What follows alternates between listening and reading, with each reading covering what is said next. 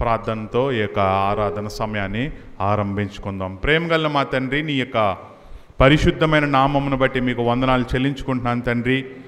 వారం వెంబడి వారము, నెల వెంబడి నెల, సంవత్సరములు వెంబడి సంవత్సరములు, రోజులు వెంబడి రోజులు మమ్మల్ని భద్రపరిచి కాపాడుతూ సజీవుల లెక్కన ఒకనిగా ఉంచి ఈరోజు నీ యొక్క చారిత్రక సంగమునకు తీసుకుని వచ్చి తోటి పరిశుద్ధులతో సహా నేను కూడా చేరి పాలివారమై మిమ్మల్ని గణపరచునట్లు, మిమ్మల్ని ఆరాధించి మహిమపరచునట్లు, నా హృదయంతో నేను ఆరాధించినట్లు, నా పూర్ణమైన హృదయంతో నేను ఆరాధించినట్లు ఇట్టి కృప మహిమ ఘనత నాకు అనుగ్రహించు. మాకు అందరికీ అనుగ్రహించినందుకు మీకు వందనాలు చెల్లించుకుంటున్నాను తండ్రి.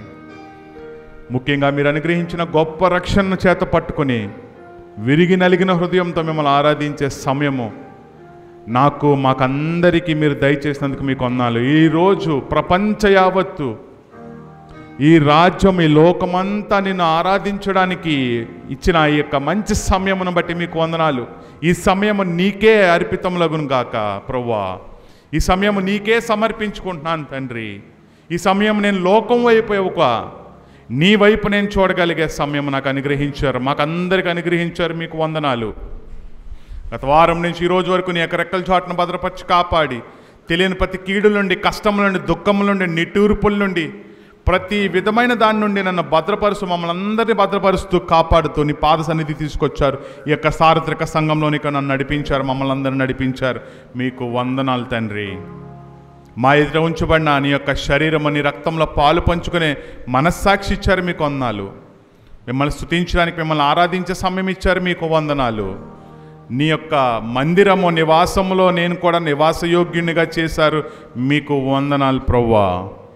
ఇట్టి మహాకృప ఘనత మీరు మాకు అనుగ్రహించినందుకు మీకు లెక్కలేని వందనాలు, స్తుతులు, స్తోత్రం చెల్లించుకుంటూ నా ప్రభువును, నా రక్షకుడైన ప్రభువైన యేసుక్రీస్తు వారి అతి పరిశుద్ధమైన నామంలో స్తుతించి ప్రార్థించి అడిగి వేడుకుంటున్నాం తండ్రి.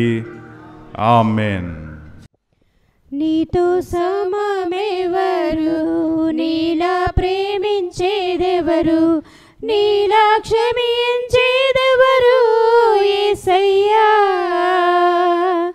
నీలా పాపికై ప్రాణం పెట్టిన వారెవరు, నీలా పాపికై ప్రాణం పెట్టిన వారెవరు, నీతో సమమెవరు. లోక బంగారము ధన ధాన్యాదులు ఒక పోగేసిన నీతో సరితూగున, జీవనదులన్నీయు సర్వ సంద్రములు ఒకటయ్యగసిన నిన్ను తాకగలవా. లోక బంగారము ధన ధాన్యాదులు ఒక పోగేసిన నీతో సరితూగున, జీవనదులన్నీయు సర్వ సంద్రములు ఒకటయ్యగసిన నిన్ను తాకగలవా. నీల పరిశుద్ధ దేవుడెవరున్నారయ్యా, నీవిగా మంచి దేవుడవు. నీల పరిశుద్ధ దేవుడెవరున్నారయ్యా, నీవిగా మంచి దేవుడవు. నీతో సమమెవరు. పలు వేదాలలో, మత గ్రంథాలలో పాపమే శోకని పరిశుద్ధుడెడి, పాప పరిహారార్థం సిలువ మరణముంది తిరిగి లేచినట్టి దైవనరులెవ్వరు. పలు వేదాలలో, మత గ్రంథాలలో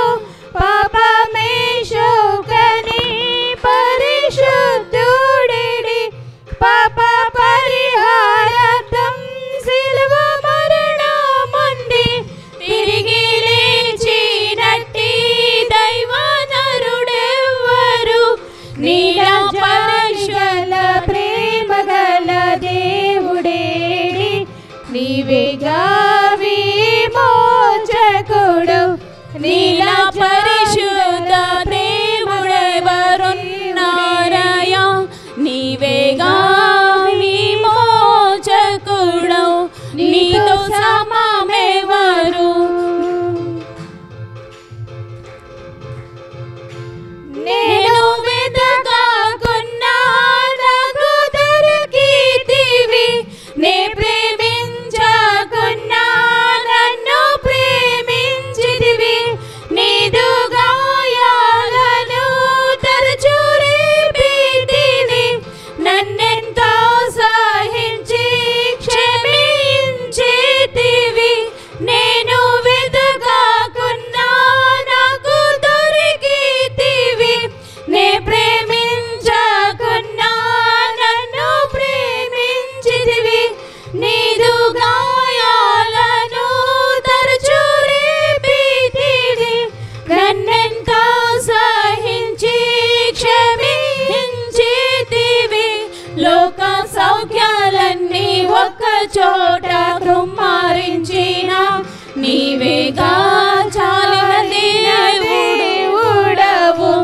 లోక సౌఖ్యాలన్నీ ఒక చోట కుమ్మరించిన నీవేగా చాలిన దేవుడవు నీతో సమమెవరు నీలా ప్రేమించేదెవరు నీలా క్షమించేదెవరు యేసయ్యా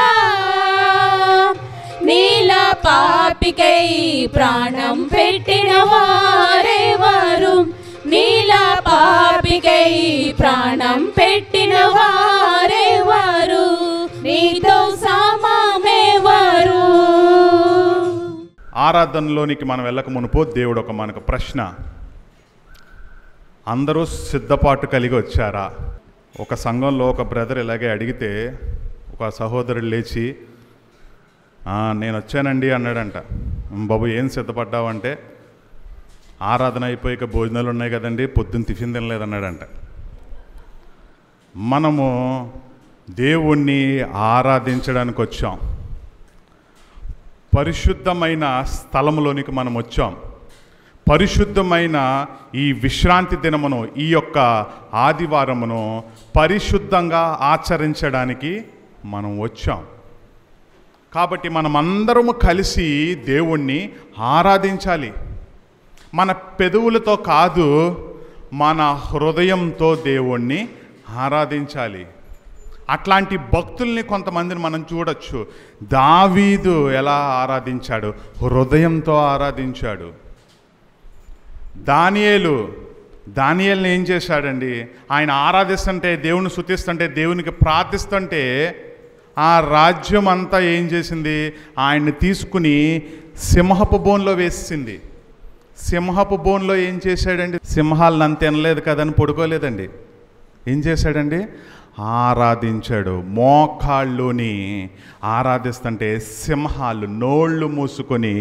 అవి కూడా మోకాళ్ళేసి దేవుణ్ణి ఆరాధించింది ఆ ప్లేస్లో నువ్వు నేను అంటే ఏం చేస్తామండి సింహాలు మనల్ని ఎలాగో తినట్లేదు కదని జోబులో నుంచి సెల్ ఫోన్ తీసి సెల్ఫీ దిగుతాం చూసారా నా వెనకాల ఏమున్నాయి సింహాలు ఉన్నాయి బొమ్మయి కాదు ఒరిజినల్ సింహాలు దేవుడు ఈరోజు మనతో ఒక వాక్య భాగం మాట్లాడుతున్నాడు మార్కు సువార్త 7వ అధ్యాయము 7వ వచనము మార్కు సువార్త 7వ అధ్యాయము 6వ వచనము 7వ వచనము అందరము కలిసి చదువుకుందామండి అందుకు ఆయన వారితో ఇలాగూ చెప్పెను యేసుక్రీస్తు ప్రభువారు చెప్తున్నాడు ఏమని చెప్తున్నారండి ఈ ప్రజలు పెదవులతో నన్ను ఘనపరచుదురు కానీ వారి హృదయము నాకు దూరముగా నున్నది వారు మనవులు కల్పించిన పద్ధతులు దేవోపదేశములని బోధించుచు నన్ను వ్యర్థముగా ఆరాధించుదురు హృదయంతో కాకుండా పెదవులతో వచ్చే ఆరాధన ఏంటంటే వ్యర్థమైన ఆరాధన అని యేసుక్రీస్తు ప్రభు చెప్తున్నాడు అయితే మనం ఎలా ఆరాధించాలంట నా పూర్ణమైన హృదయంతో దేవుణ్ణి ఆరాధించాలి ఆయన స్తుతించాలి ఆయన ఘనపరచాలి మనము సైలెంట్గా ఉంటే కాదు మనము దేవుడు మనకి ఏమై ఉన్నాడు? ఆయన మనల్ని రక్తంతో కొన్నాడండి. సిలువ యాగమును గుర్తు చేసుకొని మనం ఆరాధించాలి, ఎలుగెత్తి ఆరాధించాలి. దేవుని ఆరాధించడానికి వచ్చాం. ఈ సమయం అంతా దేవుని సమయం, మన సమయం కాదు. మనకి మిగతా 6 రోజులు ఇచ్చాడు దేవుడు. మొదటి సోమవారం నుండి శనివారం వరకు ఈ రోజులు నీవి. అలాగని ఎలా పడితే ఎలా బతకమనలేదు. దినదినము ఆయన్ను ఆరాధించాలి. ఈరోజు కూడా ఎందుకు ఆరాధిస్తున్నామంటే దేవుడు సమాజంగా కూడుకొనుట మానద్దు. సమాజంగా కూడుకొని దేవుణ్ణి ఆరాధించాలి. చాలామంది ఆరాధనలో ప్రార్థన చేస్తున్నారు. ప్రార్థన మన వ్యక్తిగత ప్రార్థన, ఆరాధన దేవునికి అర్పితములయ్యే ఆరాధనలు అవి. దేవుడు మనకి ఏమై ఉన్నాడో మనం ఆరాధించాలి. దేవుడు మనకి ఏం చేశాడో ఆరాధించాలి. ఆయన నీ కొరకు నా కొరకు సిలువలో తన ప్రాణాన్ని పెట్టి నీ కొరకు నా కొరకు చనిపోయాడు. వ్యర్థమైన ఆరాధన దేవుడు స్వీకరించాడు.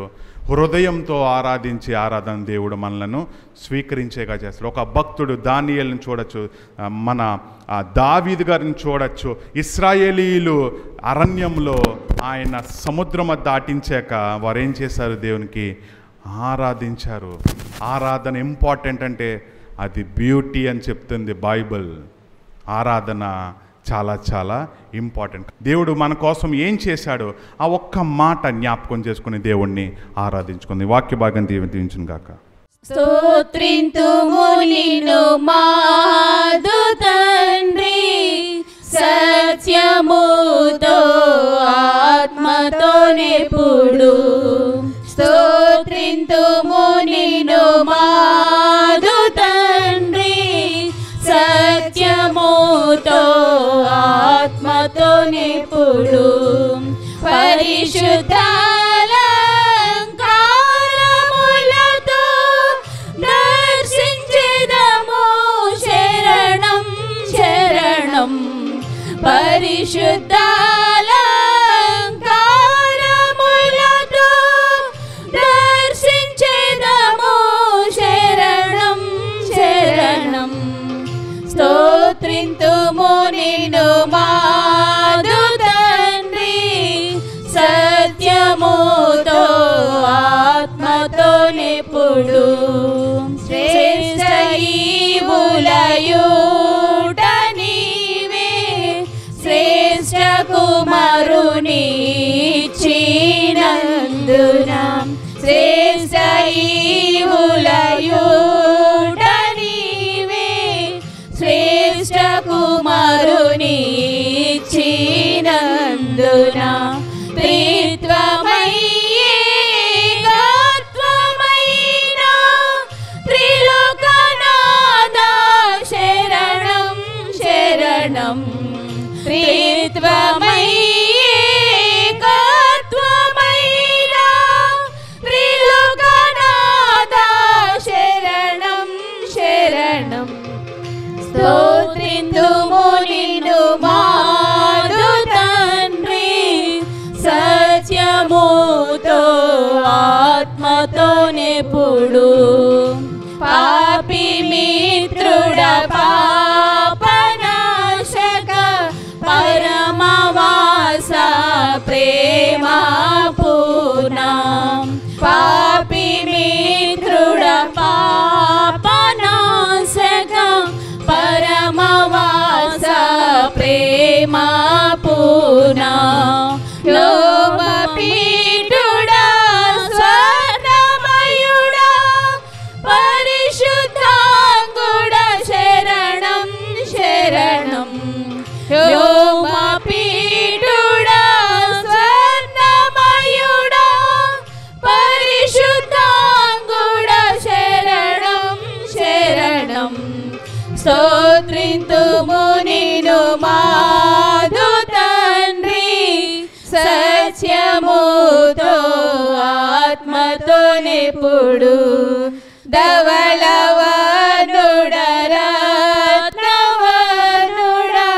సత్యరూపీ అనబడువాడా. ధవళవర్ణుడ రత్నవర్ణుడ సత్యరూపీ అనబడువాడా.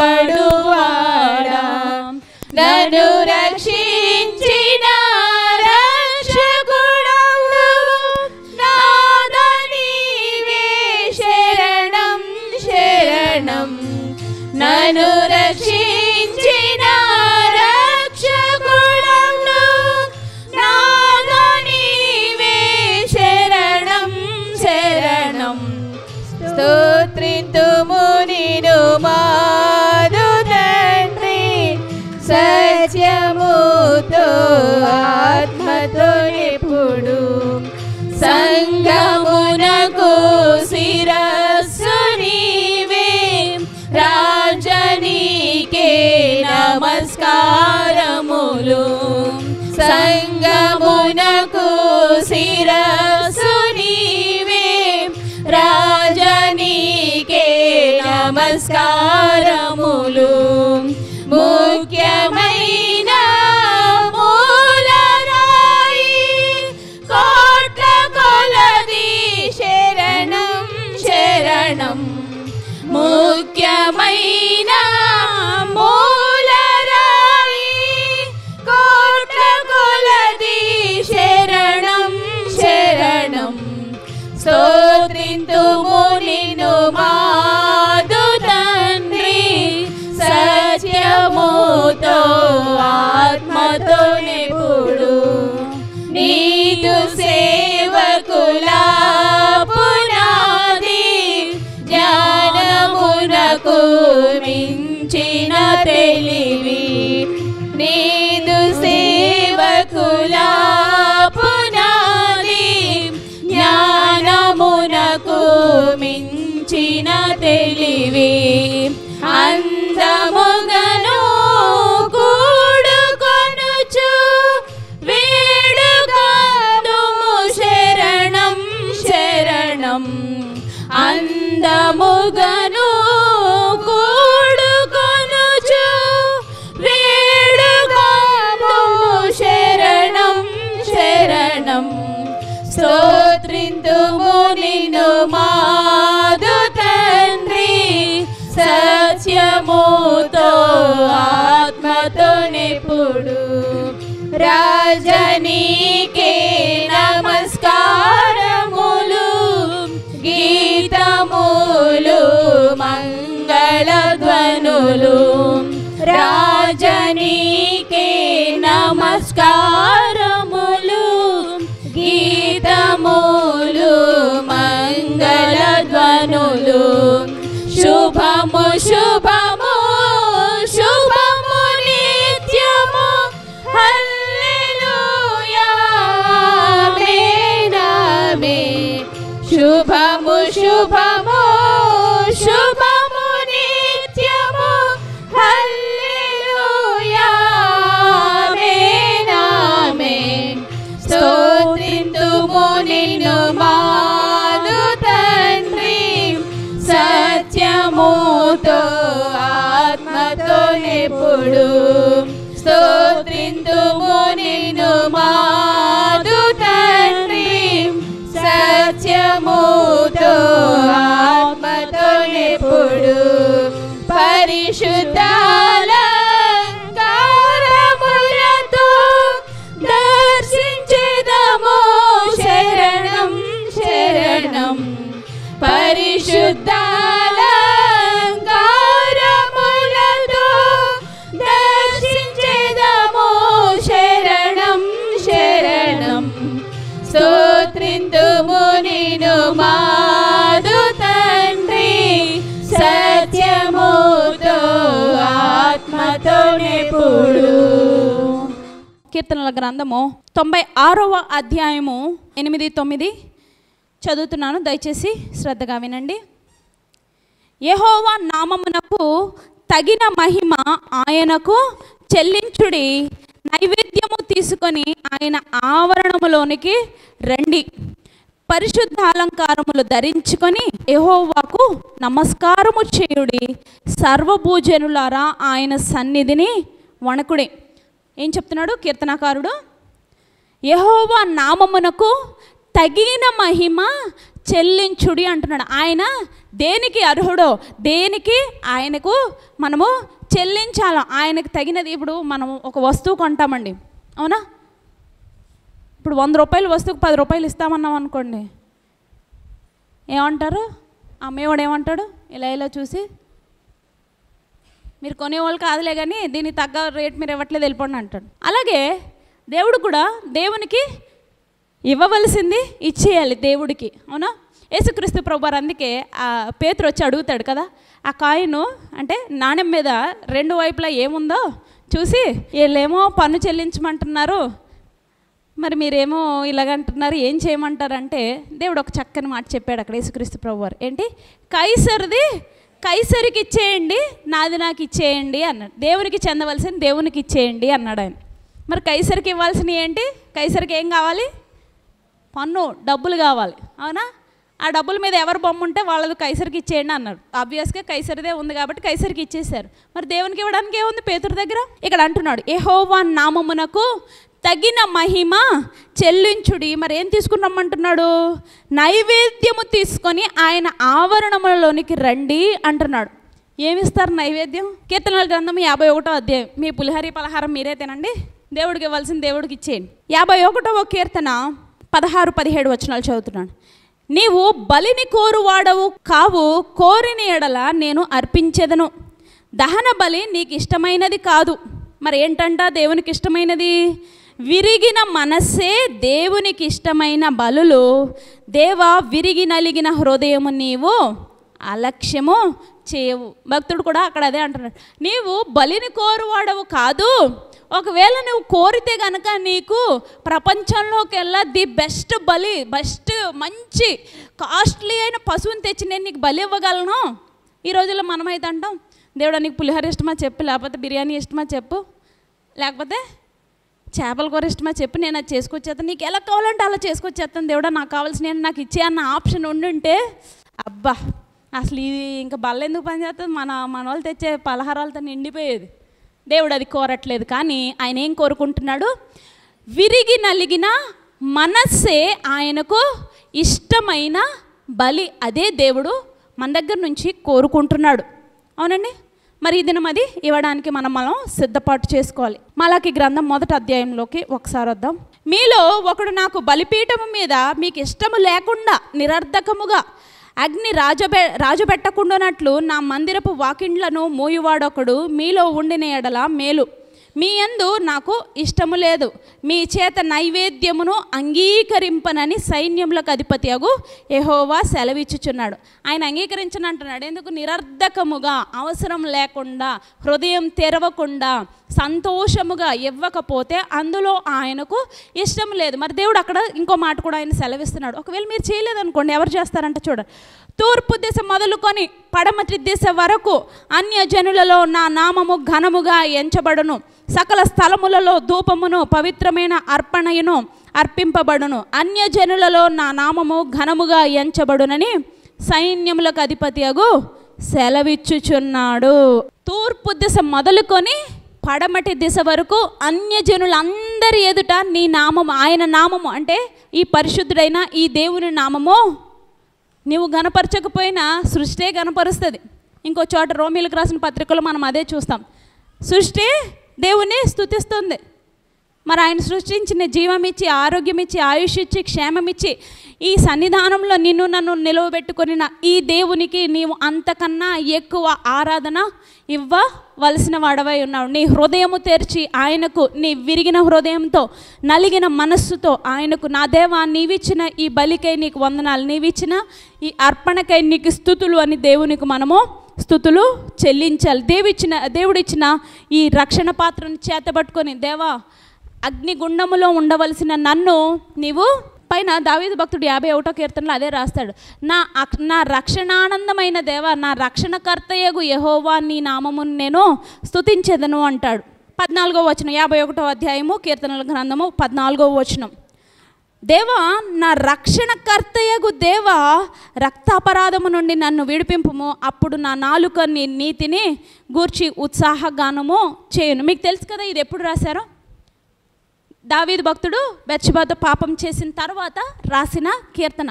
ఆయన అదే అంటున్నాడు, నా రక్షణకర్తవగు దేవా నీ నామమును నేను స్తుతించెదను అని కింద చెప్తాడు. నీవు బలిని కోరువాడు కాదు, నా నోట నీ స్తుతి ప్రచురింపబడినట్లు నా పెదవులు తెరువుము అంటున్నాడు. ఈ దినం నీవు నేను కూడా అదే కోరుకోవాలి. నీ నామమును స్తుతించినట్లు నా పెదవులను నా హృదయాన్ని తెరవండి ప్రభువా. నా విరిగి నలిగిన హృదయముతో నీ నామమును నేను స్తుతిస్తున్నాను. నా రక్షణకర్తవైన దేవా, నీ నామమును నేను ఘనపరుస్తున్నాను అని చెప్పాలి. మరి ఇశ్రాయేలీయులు చూపించిన లోబడే తత్వాన్ని ఒకటి చూసుకొని మనం ముగించుకుందాం. మొదటి దినవృత్తాంతముల గ్రంథము, మొదటి దినవృత్తాంతంలో 29వ అధ్యాయము 17వ వచనం చదువుతున్నాను, తర్వాత 20వ వచనం చదువుతాను. దావీదు భక్తుడు పలుకుతున్న మాటలు: నా దేవా, నీవు హృదయ పరిశోధన చేయుచు యథార్థవంతుల యందు ఇష్టపడుచున్నావని నేను ఎరుగుదును. నేనైతే యథార్థ హృదయము గలవాడనే ఇవన్నీ మనఃపూర్వకముగా ఇచ్చియున్నాను. ఇప్పుడు ఇక్కడ నుండి నీ జనులు నీకు మనఃపూర్వకముగా ఇచ్చుట చూచి సంతోషించుచున్నాను అని దేవునికి ఇచ్చిన ప్రతి విషయం గురించి దేవునితో మాట్లాడుతూ నేనైతే ఇచ్చేసాను ప్రభువా అని చెప్పి తర్వాత భక్తుడు అక్కడున్న జనులందరితో చెప్తున్నాడు అనమాట. 20వ వచనంలో ఇలాగున పలికిన తరువాత దావీదు, ఇప్పుడు మీ దేవుడైన యెహోవాను స్తుతించుడని సమాజకులందరితో చెప్పగా వారందరూ ఏం చేశారంట? అందరము కలిసి చదువుదాం ఆ చిన్న వచనం. వారందరూ తమ పితరులు దేవుడైన యెహోవాను స్తుతించి యెహోవా సన్నిధిని రాజమందిరమును తలవంచి నమస్కారము చేసిరి. ఏం చేశారంట? మీరే ఒప్పుకున్నారు. వారందరూ కూడా యెహోవా సన్నిధిని స్తుతులు అర్పించి రాజమందిరమున నమస్కారము చేసి ఆ దేవునికి అట్టి గొప్ప ఆరాధన వారు చేశారు. ఈ దినం మీ దగ్గర నుంచి కూడా ప్రభు అదే కోరుకుంటున్నాడు. అద్భుతాలు చేయువాడా, నీ వంటి వారు ఎవరు? నీ వంటి వారు లేరు. మహోన్నతుడా, అద్భుతాలు చేయువాడా, నీ వంటి వారు ఎవరు? నీ వంటి వారు లేరు. స్తుతులకు పాత్రుడా, స్తుతి చెల్లించెదం. స్తుతులకు పాత్రుడా, స్తుతి చెల్లించెదం. నీ నామమెంతో గొప్పది, మేమారాధింతుము. మహోన్నతుడా, అద్భుతాలు చేయువాడా, నీ వంటి వారు ఎవరు? నీ వంటి వారు లేరు. మహిమకు పాత్రుడా, ఘనతకు అర్హుడా, మా చేతులెత్తి మేము నిన్నారాధించేదము. మహిమకు పాత్రుడా, ఘనతకు అర్హుడా, మా చేతులెత్తి మేము నిన్నారాధించేదము. మహోన్నతుడా, అద్భుతాలు చేయువాడా, నీ వంటి వారు ఎవరు? నీ వంటి వారు లేరు. మహోన్నతుడా, అద్భుతాలు చేయువాడా, నీ వంటి వారు ఎవరు? నీ వంటి వారు లేరు. మొదటి రాజుల గ్రంథంలో నుంచి మనము చదువుకోబోతున్నాము. మొదటి రాజుల గ్రంథం నుండి దయచేసి మీ బైబిల్ని ఓపెన్ చేయండి. మొదటి రాజుల గ్రంథంలో నుండి సంఘము ఎత్తబడే దాంట్లో మనము కూడా ఉన్నామా అని చెక్ చేసుకోవటానికి, ఎత్తబడే లిస్టులో మనం కూడా ఉన్నామా అని చెక్ చేసుకోవడానికి ఏలియా గురించి ఒక విషయాన్ని మనం చూసాం. మా రక్షణ పొందిన వారు దేవుని రాకడలో ఒకవేళ సంఘము ఎత్తబడినప్పుడు, ఎత్తబడని వారికేమో అది షాకింగ్గాను సర్ప్రైజింగ్గాను ఉంటే, ఎత్తబడిన వారికి మాత్రము అది ఎంతో సంతోషాన్ని ఆనందాన్ని ఇస్తుందని పోయిన వారం మనం చూసాం. పోయిన వారము ఎత్తబడిన వ్యక్తిలో ఏలియా దానికి ముందు హానోకు అనే వ్యక్తి గురించి మనం చూసాం. హానోకు అనే వ్యక్తిని చూసాము. ఆ హానోకు తర్వాత ఏలియా అనే వ్యక్తిని మనం జ్ఞాపకం చేసుకున్నాం. మొదటి రాజుల గ్రంథంలో 17వ అధ్యాయంలో నుంచి కొన్ని మాటలు మనం చూడటం జరిగింది. మొదటి రాజుల గ్రంథం 17వ అధ్యాయంలో నుంచి మరి మనందరం కూడా ఎత్తబడే వారి లిస్టులో ఉండాలి కనుక ఎత్తబడే వారికి ఉన్న లక్షణాలు ఏంటి, విడిచిపెట్టబడకూడదు, ఎత్తబడే వారి లిస్టులో ఉండాలి, ఆ లిస్టులో ఉండే వారికి ఒక లక్షణాలు ఏంటి, ఆ లక్షణాల్లో మొదటి లక్షణం మనం ఏం చూసాము అంటే విశ్వాస జీవితం గురించి మనం చూస్తూ దేవుని మాటే ప్రామాణికంగా తీసుకున్నవారు,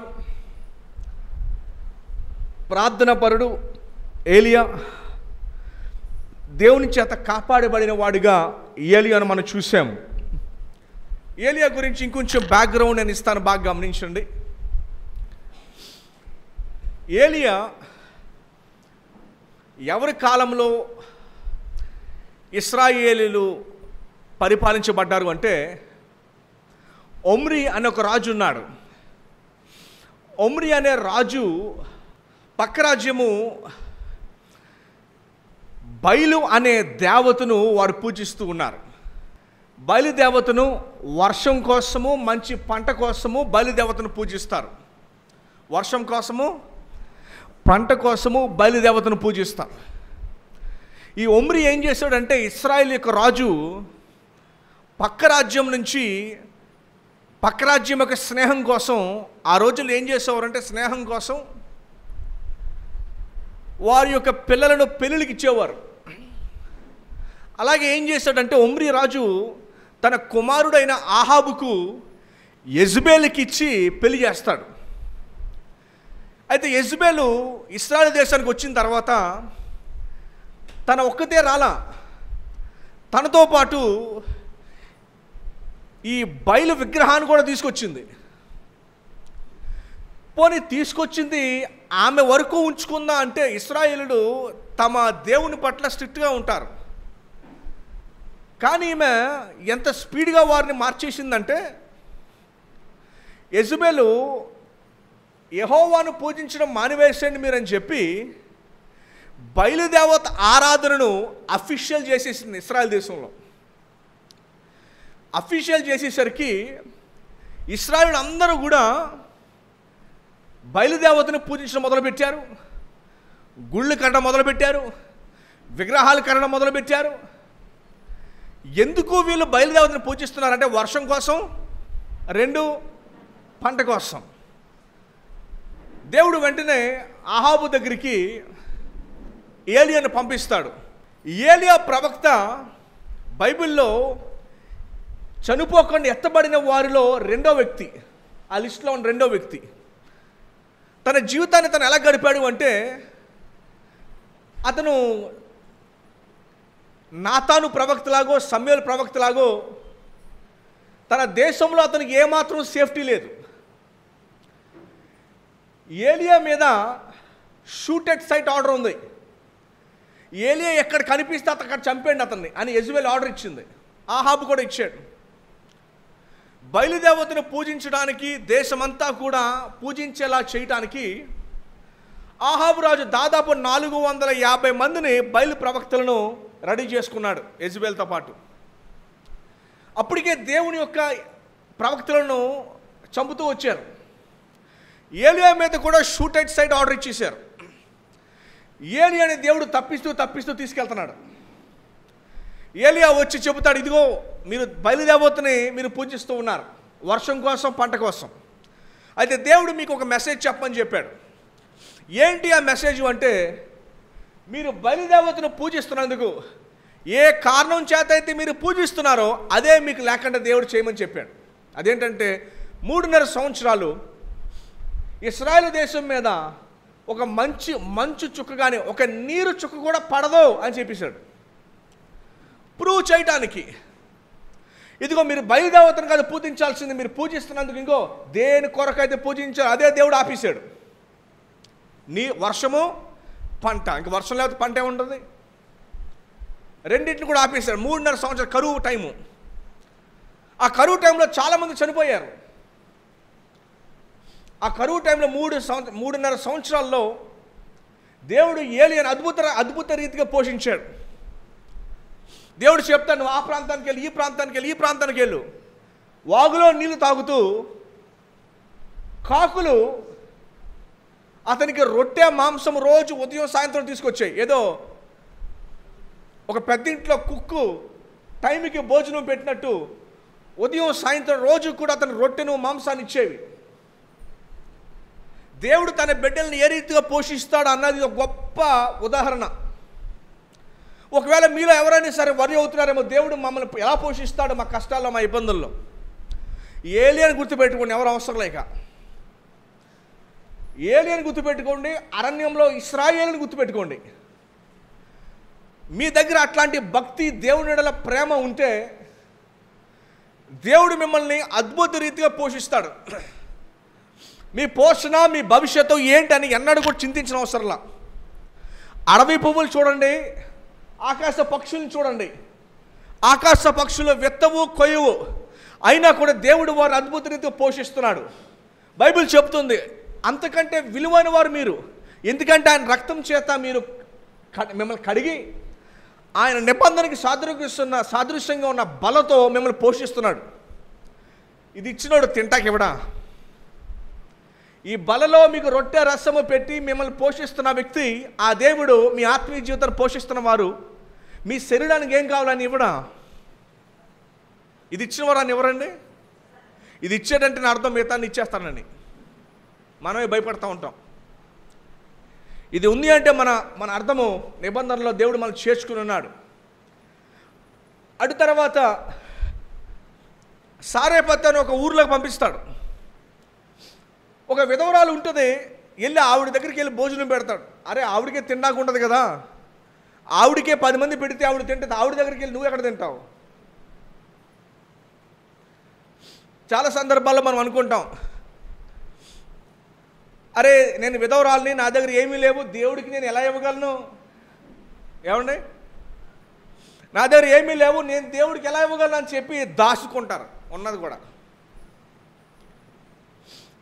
అయితే ఎప్పుడైతే ప్రవక్తకు ఆమె పెట్టిందో ఆహారం, 3.5 సంవత్సరాలు ఆమె అందే, నేను నా మనవడు అందరూ చనిపోయారు, మీ ఇద్దరం మిగిలి ఉన్నాం, ఆ కొండలో కొంచెం ఆయిల్ ఉంది, ఆ రొట్టు ఉంది అంతే. మన భాషలో చెప్పాలంటే ఓ పూటకి సరిపడా బియ్యం, ఓ పూటకి సరిపడా కూరగాయలు, నూనె ఉందంతే, ఉల్లిపాయలు, టమాటాలు. ఆ పూటకి మేము తినేసి ఇంక చచ్చిపోతాం అనుకుంటున్నాం ఇంకా అలా ఆకలితో. ఎప్పుడైతే ప్రవక్తకి వారు పెట్టారో 3.5 సంవత్సరాలు కూరగాయలు అయిపోలా, ఆ బియ్యం అయిపోలా, నూనె అయిపోలా. దేవుడు అద్భుత రీతిగా పోషించాడు. ఆయన నమ్ముకున్న ప్రతి బిడ్డను కూడా ఎలాగా అని తలంచుకున్నప్పుడు దేవుడు అద్భుత రీతిగా పోషించబడాలి అని మీరు కోరుకుంటే కనుక ఆయన మీద పూర్తిగా ఆధారపడండి. కనిపించకపోయినా వెళ్ళండి, అర్థం కాకపోయినా ముందుకు వెళ్ళండి, భవిష్యత్తు తెలియకపోయినా ముందుకు వెళ్ళండి. దేవుడు సహాయం మీద ఆధారపడండి. కనిపించకపోయినా వెళ్ళండి, పర్వాలేదు, మీ దేవుడు మీకు తోడే ఉన్నాడు. మీరు ముందుకు వెళితే విశ్వాస జీవితంలో పర్వాలేదు. ప్రభు చెప్పాడు, నేను సదాకాలం మీతో కూడా ఉంటాను, ధైర్యం తెచ్చుకోండి అని చెప్పాడు. భయపడవద్దు. ఏలియా కాబట్టి అలా జీవించాడు అనద్దు. బైబిల్ చెప్తుంది ఏలియా కూడా మన వంటి వాడని చెప్తుంది. ఏలియా వలె జీవించమని దేవుడు ఏలియా గురించి బైబిల్లో రాయించాడు. మీరందరూ కూడా దేవుని రాజ్యంలో ఎత్తబడాలి అంటే ఏలియా లాంటి విధానము మనం నేర్చుకోవాలి. ఏలియా లాంటి విశ్వాస జీవితం ఉండాలి, ఏలియా లాంటి ప్రార్థన జీవితం ఉండాలి. మొదటి పాయింట్ ఏంటండి? ఏలియా లాంటి విశ్వాస జీవితం, ఏలియా లాంటి విధేయత జీవితము. రెండో పాయింట్ ఏంటండి? ఏలియా లాంటి విధేయత జీవితము. చూడండి 1 రాజులు 17వ అధ్యాయము 3వ వచనం. ఏలియా ఎలా విధేయత చూపించాడో చూద్దాం. ఇక్కడ ఏలియా విధేయత చూపించాడు అంటే ఎలాంటి సందర్భం ఒకసారి మీకు జ్ఞాపకం చేస్తాను. ఏలియా మీద షూట్ ఎట్ సైట్ ఆర్డర్ ఉంది. అలాంటి రాజు రాణి దగ్గరికి నువ్వు వెళ్ళు అని చెప్పాడు. దేవుడు మోషేకి చెప్పాడు, నువ్వు ఇశ్రాయేల్ దేశానికి వెళ్ళు. అరే దేవా, నేను ఇప్పుడే ఇశ్రాయేలు దేశంలో ఒక వ్యక్తిని నేను చంపేసి వచ్చాను, నేను పారిపోయి వచ్చాను, నేను మళ్ళీ నన్ను ఐగుప్తు దేశానికి వెళ్ళమంటావా? అబ్రహాంని కూడా దేవుడు చెప్పాడు, బయటకు వచ్చేసే నీ కుటుంబం నుంచి రా అని పిలిచాడు. అబ్రహాం మాట విన్నాడు. దేవుడు శిష్యుల్ని పిలుచుకున్నాడు. యేసు ప్రభు వారు శిష్యులు చాలా బిజీగా ఉన్నారు. మత్తయి అయితే డబ్బులు లెక్కెట్టుకుంటున్నాడు. యేసు ప్రభు శిష్యులు అయితే చేపలు పట్టుకునే దాంట్లో చాలా బిజీగా ఉన్నారు. గమనించండి, దేవుడు ఖాళీగా కూర్చున్న వాళ్ళని పిలవడం, దేవుడు బిజీగా ఉన్న వాళ్ళని పిలుస్తాడు. గమనించండి. ఏమో ఖాళీగా ఉన్న పిలవచ్చు, నాకైతే తెలియదు, కానీ బైబిల్లో అయితే దేవుడు బిజీగా ఉన్న వాళ్ళని పిలిచాడు. ఖాళీగా కూర్చోవడం ఎక్కువ పిలిచినాడు మనకు కనబడదు. దేవుడు బిజీగా ఉన్న వాళ్ళని పిలిచాడు. ఎందుకు? వారి విధేయత చూడటానికి. మీరు అనొచ్చు, అయ్యో నేను చాలా బిజీగా ఉంటాను, నా వల్ల కాదనని. దేవుడు కూడా అదే చూస్తున్నాడు. ఖాళీగా ఉంటే వచ్చేది కాదు దేవుడికి ముఖ్యం. దేవుడు ఖాళీగా ఉన్నవాళ్ళని పిలవలా, బిజీగా ఉన్నవాళ్ళని పిలిచాడు. ఆయన సేవకి, ఆయన పనికి. మీరు అనుకోవచ్చు, అమ్మో కుదరదండి బాబు, నాకు చాలా పని కుదరట్లేదండి. అయ్యయ్యో, నువ్వు అవిధేయత చూపిస్తున్నావు, కుదరకపోవడం కాదు. దేవుని పిలుపుకి అవిధేయత చూపిస్తున్నావు, ఖాళీగా లేకపోవడం కాదు. విశ్వాసం కాల అవిధేయత చూపించడం, దేవుని పిలుపుకి రాకపోవటం. ఏలియా చూడండి, మన సంఘంలో ఎత్తబడడానికి, సంఘంలో ఉండి దేవుని రాజ్యంలో ఎత్తబడుతున్నాము అంటే రుజువు ఏంటంటే మాటకు విధేయత చూపించడం. మీకు జ్ఞాపకం చేశాను, ఏలియా ఖాళీ వ్యక్తి ఏం కాదు, చాలా బిజీ మనిషి. రెండవది, ఏలియాకి ఫ్రీగా ఉండి రాలా, రిస్క్ తీసుకుని వచ్చాడు. ఎస్తేరో మాట ఉంది, యూదులందరినీ చంపబడే ఒక ఆర్డర్ ఇచ్చాడు రాజు. ఎస్తేర్ అంది, నేను రాజు పిలవకుండా వెళ్తున్నా, పిలవకుండా వెళ్తే వచ్చే పనిష్మెంట్ ఏంటంటే, శిక్ష ఏంటంటే నేను చంపేస్తారు. ఎస్తేర్ అంది, ఒకవేళ నేను నేను చనిపోతాను, కానీ ప్రజలు నేను రక్షించుకోవాలి. నేను చనిపోతాను పర్వాలేదు, ప్రజలు రక్షించుకోవాలి నేను. అలానే ఏలియా కూడా అట్లానే వెళ్ళాడు. దేవుడు ఎవరిని పిలుస్తాడు అంటే ఫస్ట్ బిజీగా ఉన్న వాళ్ళని పిలుస్తాడు. అర్థమైందండి? ఖాళీగా ఉంటే వస్తాను కాదు, దేవుడు బిజీగా ఉన్న వారినే పిలుస్తాడు. దేవుడు ఇంకొకరు ఎవరిని పిలుస్తాడు అంటే, దేవా నా వల్ల కాదు, నేను రాలేను, నాకు చాలా ఇబ్బందులు ఉన్నాయి అన్నవారినే దేవుడు పిలుస్తాడు.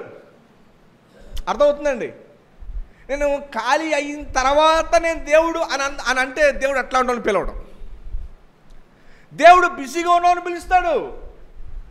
ఖాళీగా ఉండేవాళ్ళు ఉత్తరే వచ్చేస్తారు, అలా అరుగు మీద కూర్చుంటారు. ఒకటి బండి వేసుకుని వస్తాడు, ఎక్కరా అనగానే అడెక్కేస్తాడు. అదే బిజీగా ఉన్న వాళ్ళు ఎక్కరా అంటే నాకు పని ఉంది అని చెప్తాడు. సో దేవుడు ఎవరిని పిలుస్తాడు? బిజీగా ఉన్న వాళ్ళని పిలుస్తాడు. సో దేవుడు ఇంకెవరిని పిలుస్తాడు అంటే, అమ్మో రాలేని పరిస్థితుల్లో ఉన్నవారిని పిలుస్తాడు. ఎందుకంటే ఆ పిలుపులో విధేయత కావాలి దేవునికి. సో ఎప్పుడైనా దేవుడు ఎప్పుడు పిలిచినప్పుడు మిమ్మల్ని ఆయన పని కొరకు అని దేవుడు పిలవడం అంటే, మిమ్మల్ని పైకి ఏదో కల్లో కనిపించి రా అని పిలవడు దేవుడు. సో దేవుని పిలుపు మనుషుల ద్వారా వస్తుంది. దేవుని పిలుపు మనుషుల ద్వారా వస్తుంది. కాకులు పోషించి కూడా దేవుని పిలుపు మనుషుల ద్వారా వస్తుంది. సో దేవుడు ఆ రీతిగా పిలిచినప్పుడు విధేయత చూపించాలి. మనం చాలాసార్లు ఏమంటామంటే బిజీగా ఉన్నామని చెప్తాం. చాలాసార్లు ఏం చెప్తామంటే అమ్మో నాకు అస్సలు కుదరదని బాబు అంటాం. నో, దేవుడు పిలిచేది బిజీగా ఉన్నవారిని పిలుస్తాడు. దేవుడు పిలిచేది రావడానికి వీలు పడలేదు అన్నవారిని దేవుడు పిలుస్తాడు అని పనికి. రెండో పాయింట్ ఏంటండి? ఏలియా విధేయత జీవితం. ఫస్ట్ ఏం చూసాము? విశ్వాస జీవితం చూసాము. విధేయత జీవితాన్ని చూడబోతున్నాము. పిమ్మట యెహోవా వాక్కు ఏలియాకి ప్రత్యక్షమై, నీవు ఇచ్చట నుండి తూర్పు వైపునకు పోయి యొర్దానునకు ఎదురుగానున్న కెరీతు వాగు దగ్గర దాగి ఉండము. ఆ వాగు నీరు నీవు త్రాగుదువు. అచ్చటికి నీకు ఆహారము తెచ్చినట్లు నేను కాకోలములకు ఆజ్ఞాపించుతానని అతనికి తెలియజేయగా, అతడు పోయి యెహోవా సెలవు చెప్పిన యొర్దానునకు ఎదురుగానున్న కెరీతు వాగు దగ్గర నివాసము చేసెను. 3వ వచనం చివరి భాగంలో చూస్తే ఏమనుందంటే దాగి ఉన్నాడంట. ఎలా ఉన్నాడండి? ఏలియా దాగి ఉన్నాడు. ఎందుకు దాగి ఉన్నాడు? యెజబెలు ఆహాబు ఇద్దరు కూడా చంపడానికి చూస్తున్నారు గనక దాగి ఉన్నాడు. ఇందాక మీకు చెప్పాను నేను, దేవుడు ఖాళీగా ఉన్నవాడు కాదు పిలిచేది, దేవుడు బిజీగా ఉన్న వారిని పిలుస్తాడు. దేవుడు రావడానికి అవ్వదు అన్న వాళ్ళని పిలుస్తాడు. అయితే అతను విధేయత చూపించాడు. మీకు మాట జ్ఞాపకం చేస్తాను, దేవుణ్ణి ప్రశ్నించకుండా తక్షణమే విధేయత చూపించాలి. రెండో పాయింట్ ఏంటంటే, విధేయత అంటే ఏంటంటే, దేవునికి ఎప్పుడు విధేయత చూపించాలంటే దేవుని మాటకు ప్రశ్నించకుండా తక్షణమే ఆలస్యము చేయకుండా విధేయత చూపించాలి. మీకు ఉపమానాన్ని ఇస్తాను బాగా అర్థం కావడానికి. దేవుడు మీ జీవితంలో ఒక పాపము విషయమై, ఒక పని విషయమై దేవుడు చేయొద్దని చెప్పాడు. మనం ఏం చేస్తామంటే ఆ పాపాన్ని చేసేసి అప్పుడు క్షమాపణ పొందుతాం. అలాగా సంవత్సరాలు గడిచిపోతున్నాయి, అలాగా చాలా నెలలు గడిచిపోతున్నాయి. ఎప్పుడు విధేయత చూపిస్తాం? చాలాసార్లు అవిధేయత చూపించిన తర్వాత విధేయత చూపిస్తామా? మాట అర్థమైందండి? ఎప్పుడు విధేయత చూపిస్తాం, చాలాసార్లు అవిధేయత చూపించిన తర్వాత విధేయత చూపిస్తామా? దేవుని మాట ఎప్పుడు వింటాం? చాలాసార్లు వింటాం మానేసి ఎప్పుడో దెబ్బ తగిలితే అప్పుడు విధేయత చూపిస్తామా, లేదంటే వెంటనే విధేయత చూపిస్తామా? ఇదే మెయిన్ ఇంపార్టెంట్ క్రైస్తవులకు. బైబిల్ గ్రంథంలో మనం ఎక్కువ మందిని ఎవరు చూస్తామంటే, వారు దేవుని మాట వినగానే తక్షణమే వారు విధేయత చూపించారు. వారు ఎక్కువ కాలం తీసుకోవాలా. మనం చాలా సందర్భాల్లో ఏం చేస్తామంటే అవిధేయత చూపించుకుంటూ ఎన్నోసార్లు అవిధేయత చూపించుకుంటూ ఎప్పుడో దెబ్బ తగిలిన తర్వాత అప్పుడు విధేయత చూపిస్తున్నారా? నేను మీ హృదయంతో మాట్లాడుతున్నాను. దేవుని వాక్యం మీ హృదయంతో మాట్లాడుతుంది. ఎప్పటికి విధేయత చూపిస్తారు? చాలాసార్లు అవిధేయత చూపించి అప్పటికెప్పుడో విధేయత చూపిస్తారా? ఏలియా ఎప్పుడు విధేయత చూపించాడు? ఏలియా తక్షణమే వెంటనే విధేయత చూపించాడు. నా స్నేహితుడు ఒక అతన్ని రాజమండ్రి ఉదయం మందిరానికి నేను ఆహ్వానించాను 2 నెలల క్రితం. తల్లిదండ్రులు ప్రభువు నమ్ముకున్నారు. మనోడికి చిన్నప్పుడు చర్చికి వెళ్ళేవాడు, తర్వాత వెళ్ళడం మానేశాడు. నాకు ఆ విషయం తెలిసిన తర్వాత నేను ఏం చేశానంటే మందిరానికి ఆహ్వానించాను. నేను సరే నేను పిలిచాను కదా అని చెప్పి కష్టం మీద వచ్చాడు. 1 వారం వచ్చాడు, 2వ వారం మానేశాడు. ఏమయ్యా ఏంటి మరి రాలేదంటే వస్తానని చెప్పాడు. ఆదివారం మందిరానికి రావాలి, శనివారం మధ్యాహ్నం యాక్సిడెంట్ అయ్యింది. మన రాజమండ్రి మందిరానికి వెళ్ళే రూట్లో ఏవి రోడ్లోనే యాక్సిడెంట్ అయింది. యాక్సిడెంట్ అయ్యేసరికి ఈ రైట్ లెగ్ కింద వేళ్ళు అన్నీ కూడా పోయినాయి. 2 వేలు తీసేశారు, మధ్యలో వేలు చివరి వేలు 2 తీసేశారు. తీసేసిన తర్వాత అదే ఉండడానికి ఎక్కడా లేదు పాపం. నేను పని చెప్పాను, సరే నువ్వు పని చేయి, మా రాజమండ్రి మందిరంలో కింద గది ఉంది, నీ డైరెక్ట్గా అంబులెన్స్ లోపలికి వచ్చేస్తాను, గదిలో ఉండి 1 నెల రోజులు ఉండి నువ్వు సెట్ రైట్ వేయాలని చెప్తే కింద ఆ గదిలో ఉంటున్నాడు. ఆ గదిలో ఉంటే నేను మామూలుగా వెళ్తే బైబిల్ ఉంటే ఇవి చదువుకుంటాను అంటున్నాడు. ఇప్పుడు కథ ఉండే సజీవ సాక్ష్యం ఇది. ఎవరో పాస్టర్ గారు అన్నారు, క్షవరం అయితే కానీ వివరణ రాదంట. విధేయత ఎప్పుడు చూపించాలి? అవిధేయత చూపించాక దెబ్బలు తిన్నాక అప్పుడు అవిధేయత. దయచేసి గమనించండి, ఏలియా నుంచి మనం నేర్చుకునే పాఠం ఏంటంటే విధేయత మొదట్లోనే చూపించాలి. ఎప్పుడు చూపించాలి? మొదట్లోనే చూపించాలండి. దెబ్బ తగిలి రావడం బెట, దెబ్బ తగలకు ముందే జాగ్రత్త పడడం మంచిదా? ఈరోజు చాలామంది దెబ్బ కోసం వెయిటింగ్ చేస్తున్నారు. ఏమండి, దేనికోసం వెయిటింగ్ చేస్తున్నారు? ఆ గాలి తిరుగుతున్నారు. అలాగా దెబ్బ తెలియదు అనుకోండి, చాలామంది నుంచి విన్న మాట ఏంటంటే ఇది బాగోకపోతే వచ్చేస్తానండి. అరే తగలకు ముందు వస్తే బెటర్ కదా, తగలకు ముందు వస్తే బెటర్ కదా, తగిలిన తర్వాత బాగుపడడం బెటర్, తగలకుండా ఉంటే బెటరా? దయచేసి గమనించండి, విధేయత ఎప్పుడు చూపించాలి? వెంటనే చూపించాలి. అబ్రహాం విధేయత చూపించాడు. ఇశ్రాయేలు విధేయత చూపించినప్పుడు దేవుని యొక్క సన్నిధి వారి దగ్గర ఉంది. విధేయత చూపించినప్పుడల్లా కూడా వారు బానిసత్వంలోకి వెళ్ళారు, నష్టాల్లోకి వెళ్ళారు, ఇబ్బందుల్లోకి వెళ్ళారు. అమ్మ మీరు ఎప్పుడు విధేయత చూపిస్తారు? అంటే వెంటనే చూపిస్తారా? టైం కావాలా? టైం కావాలండి. విధేయత దేవుని వాక్యము వెంటనే అడుగుతుంది మనల్ని, వెంటనే విధేయత చూపించాలని. ఇది రెండో విషయం. మొదటిది ఎత్తబడే వారిలో ఉండే మొదటి లక్షణం విశ్వాస జీవితము, రెండు విధేయత జీవితము, మూడోది మనం చూడబోతున్నాం. చూడండి, అదే మూడో వచనంలో ఏం గమనిస్తున్నాము అంటే ఒక మాటని మీకు చూపిస్తాను చూడండి. నీవు ఇచ్చట నుండి తూర్పు వైపుకు పోయి యొర్దానుకు ఎదురుగానున్న కెరీతు వాగు దగ్గరికి దాగి ఉండము. కెరీతు అంటే అర్థము ప్రత్యేకత, ఏలియా అంటే అర్థము యెహోవాయే నా దేవుడు. ఏలి అంటే అర్థం ఏంటండి? యెహోవాయే నా దేవుడు. కెరీతు అంటే అర్థము ప్రత్యేకత. ఎత్తబడే వారిలో ఉండే మూడో లక్షణం ఏంటంటే విశ్వాసులు ప్రత్యేకింపబడిన వారు. ఒక క్రైస్తవునికి అతి ప్రాముఖ్యమైంది. చర్చ్ అనే పదము గ్రీక్ భాషలోంచి వచ్చింది. చర్చ్ అనే పదం ఏ భాష నుంచి వచ్చిందండి? గ్రీక్ భాషలో దాని పేరు ఏంటంటే ఎక్లీషియా. ఎక్లీషియా అంటే వేరు చేయబడిన, సంఘం అంటే వేరు చేయబడిన, కెరీతు అంటే వేరు చేయబడిన. విశ్వాసులు బంధువుల నుంచి, లోకం నుండి, లోక అలవాట్ల నుండి వేరు చేయబడి దేవుని వాక్యానికి, యేసు ప్రభువుకు లోబడి ఆయనకు మాత్రము అంటుకట్టబడిన వారు. వేరు చేయబడిన వారు లోకం నుండి ఇబ్బందులు ఎదురవుతారు. వేరు చేయబడిన వారు లోకానికి డిఫరెంట్గా ఉంటారు. అదేంటిది? నువ్వు ఎలాగున్నావు? లోకంలో ఉన్నవారు ఆఫీసులో అందరు లంచాలు తీసుకుంటే వేరు చేయబడిన వ్యక్తి మాత్రం లంచాలు తీసుకోడు. అందరూ లంచాలు తీసుకుంటారు కనుక ఈ లంచాలు తీసుకొని క్రైస్తవుడి మీద చాలా వ్యతిరేకత వస్తుంది. వేరు చేయబడిన వ్యక్తి ఇబ్బందులు పాలవుతాడు. వేరు చేయబడిన వ్యక్తి ఎలా ఉంటారంటే, ముఖ్యంగా సహోదరులు చెప్తున్నా, చాలామంది లోకస్తులు వచ్చి గుమ్మంలోకి వచ్చి ఏం చేస్తారంటే వారి యొక్క పండగలకి వాటన్నిటికి ఆహ్వానిస్తారు. చాలా సందర్భాల్లో నేను ఏం చూస్తాను, వాళ్ళు వచ్చి ఏం చేస్తారని బొట్టు పెడతా ఉంటారు. ఏం చేస్తూ ఉంటారు? మా దానికి రండి అని.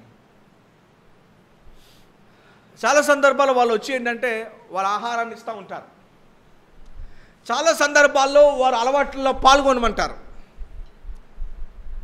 ఒకవేళ వారిలో కనుక మనం పాల్గొనకపోతే మనల్ని డిఫరెంట్గా చూస్తారు. అదేంటిది? నువ్వు ఇలాగెందుకు చూస్తున్నావు, నువ్వు ఇలాగెందుకు చేస్తున్నావు, మాకులాగా ఉండలేవా, మాకులాగా మాట్లాడలేవా, మాకులాగా జీవించచ్చు కదా, ఏ ప్రాబ్లం ఏంటి నీకు? మాకులాగా ఉంటే నీకు ప్రాబ్లం ఏంటి? మేము చేసినట్టు చేయొచ్చు కదా. వేరు చేయబడిన సంఘము లోకం నుండి చాలా ఇబ్బందులు ఎదుర్కొంటుంది. ఎందుకంటే వేరు చేయబడిన సంఘము, వేరు చేయబడిన విశ్వాసులు లోకానికి వ్యతిరేకంగా ఉంటారు. వారు డిఫరెంట్గా ఉంటారు. వారికి ఇబ్బందులు ఎదురవుతాయి. ఇది సాతానుడు ఏలుబడి చేస్తున్న లోకం కనుక వేరు చేయబడిన వారి కోరికలు వేరుగా ఉంటాయి, ఆశలు వేరుగా ఉంటాయి, వారి రూటు లోకానికి వేరుగా ఉంటుంది. అందుకనే పౌలు గారు అంటారు రోమా పత్రికలో, మీరు లోక మర్యాదను అనుసరింపక ఉత్తమమైన దానిని, దేవుని చిత్తాన్ని ఎరిగి రూపాంతరం చెందుడి.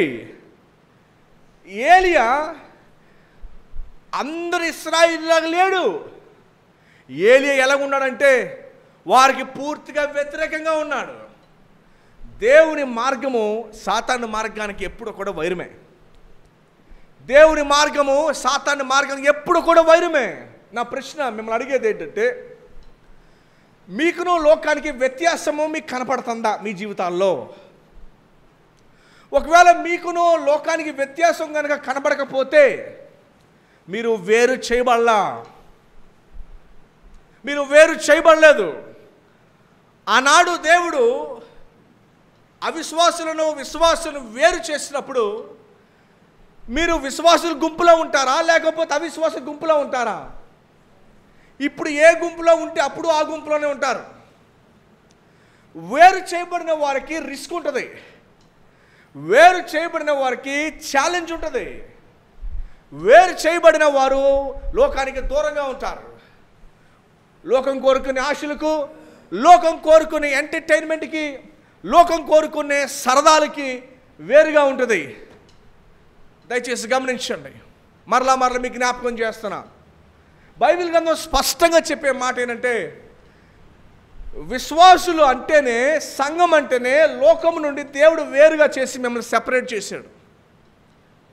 అపోస్తలుడైన పౌలు సంఘాన్ని పరిశుద్ధులు అని పిలిచాడు.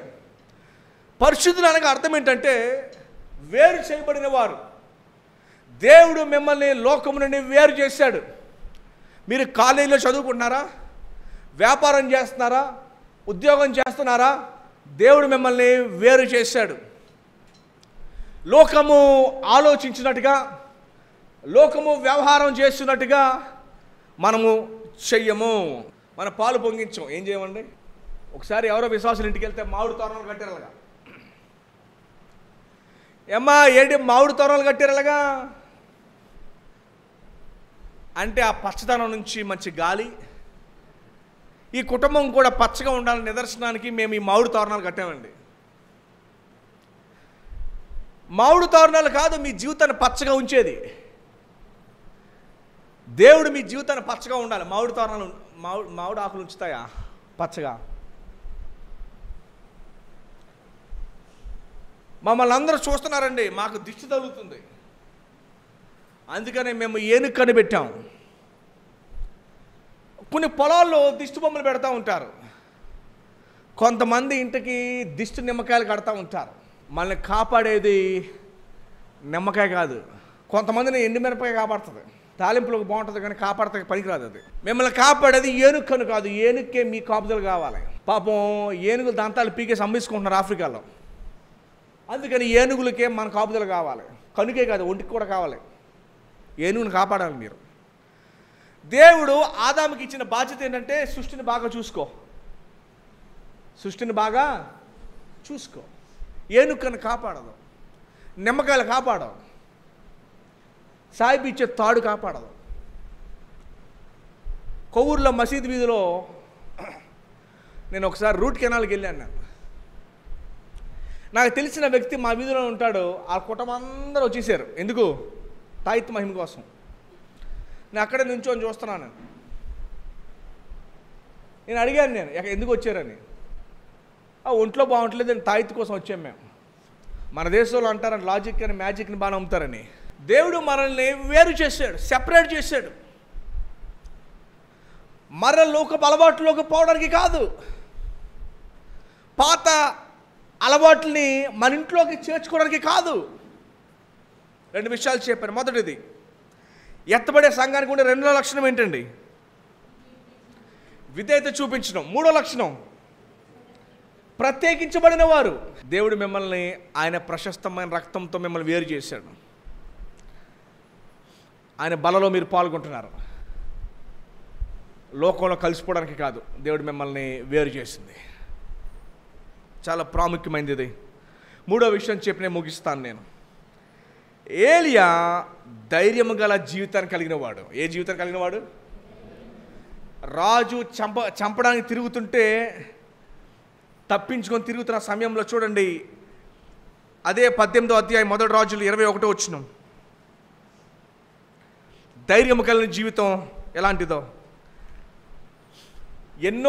ఎంతోమంది దేవుని ప్రవక్తలను చంపేయడం ద్వారానే ఈ 18వ అధ్యాయం మీరు చదివితే ఏలియా యొక్క ఛాలెంజ్ మామూలుగా ఉండదండి. ఒక్కడే 400 మందికి వ్యతిరేకంగా పోరాడాడు. 450 మందికి పూర్తి గవర్నమెంట్ సపోర్ట్ ఉంది, రాజు సపోర్ట్, రాణి సపోర్ట్ ఉంది. ఇటువైపు నుంచి పోరాడేది ఎంతమంది? ఓన్లీ 1. మీకు కూడా అర్థం కావాల్సింది ఏంటంటే, మీకు వ్యతిరేకంగా లోకమంతా పోరాడుతుంది. మీరు భయపడతారా? మీకు వ్యతిరేకంగా లోకమంతా ఉంటుంది, నిలబడుతుంది, మీకు వ్యతిరేకంగానే వస్తుంది లోకమంతా. మరలా చెప్తాను, మీకు విశ్వాసులు వేరు చేయబడిన వారికి ఇదే జరుగుతుంది. మీరు లోకంలో ఉంటే మీకు వ్యతిరేకంగా ఎవరు ఉండరు. మీరు కనుక వేరు చేయబడిన విశ్వాస సంఘం అయితే లోకమంతా కూడా మీకు వ్యతిరేకం అవుతుంది. మీరు ఒక్కరు నిలబడతారు ఇటువైపు. లోకమంతా ఇటువైపు ఉంటే మీరు ఒక్కలే ఉంటారు. నువ్వు భయపడి వాళ్ళలోకి వెళ్ళిపోతావా, ధైర్యంతో ఒక్కడివే నిలబడతావా? ఏలియా మన వంటి వాడు కాడా? అందరూ ఆలోచించండి, విషయాలను ధ్యానం చేసుకోండి. మీరు ఒక్కలే, ఇటు లోకం. 21 వచనం. ఏలియా ప్రజల దగ్గరకు ఛాలెంజ్ చేశాడు. అప్పుడు ఇశ్రాయేలు అందరూ కూడా బయలుదేవతనే నమ్మారు, బయలుదేవత వైపే నుంచున్నారు. ఏలియా ఏమంటున్నారు చూడండి, 21 వచనం. ఏలియా జనులందరి దగ్గరికి వచ్చి, ఎన్నాళ్ళు మట్టుకు మీరు 2 తలంపుల మధ్య తడబడుదురు?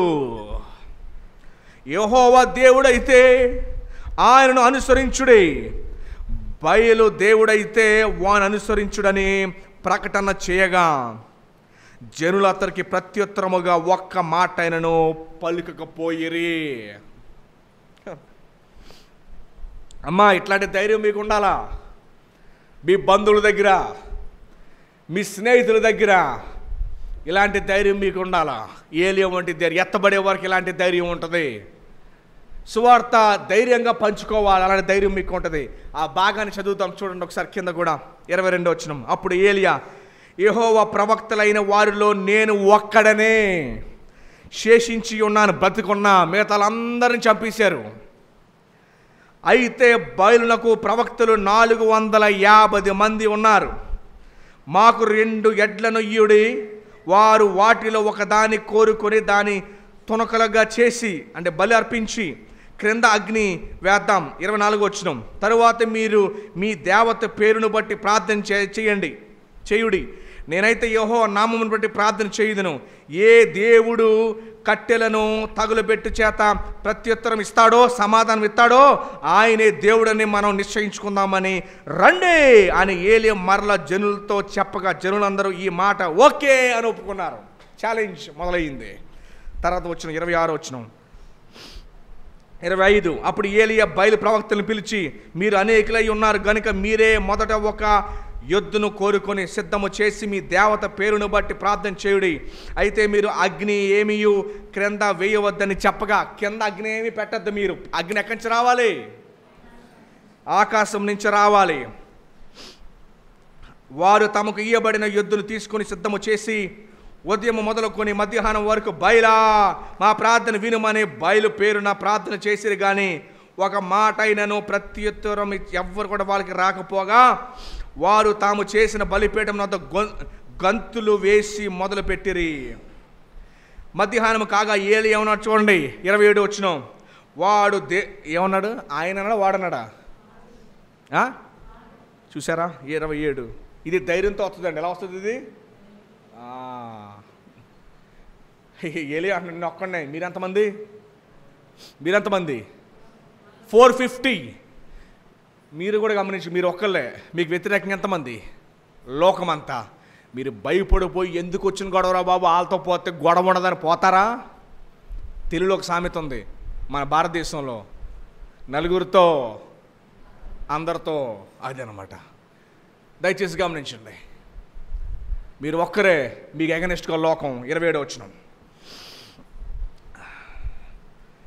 మధ్యాహ్నం కాగా ఏలియా, వాడు దేవుడై ఉన్నాడు, పెద్ద కేకలు వేయుడి. వాడు ఒకవేళ ధ్యానము చేయుచున్నాడేమో, దూరంగా ఉన్నాడేమో, ప్రయాణం చేస్తున్నాడేమో, నిద్రపోతాడేమో, మీరు ఒకవేళ లేపవలసి ఉన్నదేమో అని అపహాస్యము చేయగా వారు మరి గట్టిగా కేకలు వేయించు రక్తము కారు మట్టుకు తమ మర్యాద చెప్పున కత్తులతోనూ శస్త్రములతోనూ తమ దేహములను కోసుకొనిచ్చునుండిరి. చూడండి, ప్రపంచంలో కొన్ని మతాలు ఉన్నాయి. పాప క్షమాపణ కొరకు, దేవుడి క్షమాపణ కొరకు కొరడాలు ఇచ్చి కొట్టుకుంటారు. అలాగా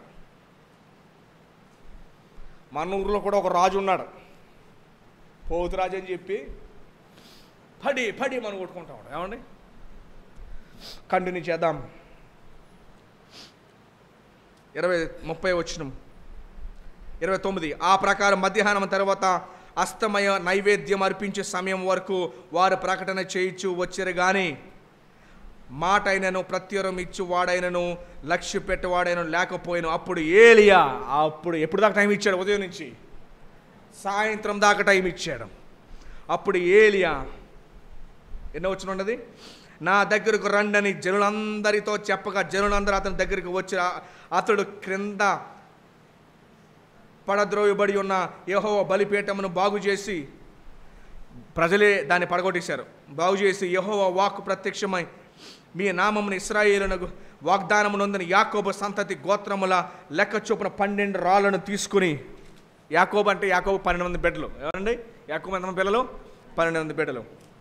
ఆ రాళ్ళ చేత యెహోవా నామమున ఒక బలిపీఠము కట్టించి దాని చుట్టూ 2 మాణికలు గింజలు పట్టునంత లోతుగా పడి, తర్వాత 33 వచనం, కట్టెలను క్రమముగా పేర్చి యుద్ధను తునాతనుకులుగా చేసి కోసి ఆ కట్టెల మీద ఉంచి జనులు చూచుచుండగా మీరు 4 తొట్లు నిండా నీళ్లు నింపి దహన బలి పశువుని పెట్టండి. తర్వాత 34, అదైన తర్వాత 2వ మారు ఆ ప్రకారమే నీళ్లు పోశారు, 3వ మారును కూడా అలాగే నీళ్లు పోశారు. నీళ్లు నిండిపోయినాయి, ఆ నీళ్లు బలిపీఠము చుట్టూ పొర్లి పారెను. మరియు అతడు కందకమును నీళ్లతో నింపెను. అస్తమయ నైవేద్యం అర్పించే సమయమున ప్రవక్త ఏలియా దగ్గరకు వచ్చి ఇలాగ ప్రార్థించేది, యెహోవా అబ్రహాము ఇస్సాకు ఇశ్రాయేలుల దేవా, ఇశ్రాయేలుల మధ్య నీవు దేవుడై ఉన్నావనియు నేను నీ సేవకుడనై ఉన్నాననియు ఈ కార్యములన్నీ నీ సెలవు చేత చేసినని ఈ దినమున కనపరచుము. యెహోవా నా ప్రార్థన ఆలకించుము. యెహోవైన నీవు దేవుడై ఉన్నావనియు నీవు వారి హృదయములను నీ తట్టుకు తిరగడానికి ఈ జనులు తెలియనట్లుగా నా ప్రార్థన అంగీకరించుము. అతడు ఎలాగూ ప్రార్థన చెయ్యుచుండగా, అవలేదు ఇంకా ప్రార్థన చెయ్యుచుండగా యెహోవా అగ్ని దిగి దహన బలి పశువును కట్టెలను రాళ్ళని సహితము బుగ్గిని దహించి కందకమందున నేలను ఆరిపోజేసెను. అంతటా జనులందరూ దాన్ని చూచి సాగిలపడి యెహోవాయే దేవుడు, యెహోవాయే దేవుడిని కేకలు వేసిరు. అప్పుడు ఏలియా ఒకరినైనా తప్పించుకొని పోనీయక బయలు ప్రవక్తలను పట్టుకునుడని వారికి సెలవిగా జనులు వారిని పట్టుకొని ఏలియా కీషోను వాగు దగ్గరకు వారిని తీసుకొని అక్కడ వారిని చెప్పండి వారిని ఏం చేశాడు? వారిని వధించెను. ఇదండి సీను. 3వ పాయింట్ ఏంటంటే ఏలియా యొక్క ధైర్యము గల జీవితము. ఏలియాది ఏ జీవితం అండి? ఇప్పుడు చెప్పండి, ఏలియా దగ్గర నుంచి ఏం నేర్చుకోవచ్చు మనం? ఏం నేర్చుకోవచ్చు ఏలియా దగ్గర నుంచి? ఈరోజు 3 విషయాలు చూసాం. ఎత్తబడే వారిలో ఉండే లక్షణము విధేయత, ఆలస్యము చేయక. ఎత్తబడే వారి దాంట్లో ఉండే 2వ లక్షణము ప్రత్యేకంగా జీవించడము. వాళ్ళు మాట్లాడారని అయ్యే మాటలు మాట్లాడకల్లా, వాళ్ళు చేస్తున్నారని అదే పనులు మనం చేయని అవసరం. మనం భయపడాల్సింది, మొహమాట పడాల్సింది దేవుడికి. ఏమండి? 3వదిగా ఏలియాది ధైర్యము గల జీవితం. మిమ్మల్ని పోషించేది ఎవరు? దేవుడి మిమ్మల్ని పోషిస్తాడు. ఏలియా ధైర్యం గల జీవితం అండి. అతను ధైర్యం కలిగి ఉన్నాడు కనుకే దేవుడు అతనికి విజయాన్ని ఇచ్చాడు. అట్లాంటి జీవితం మనందరం కూడా గడపాలి. ఏలియా మన వంటి వాడే.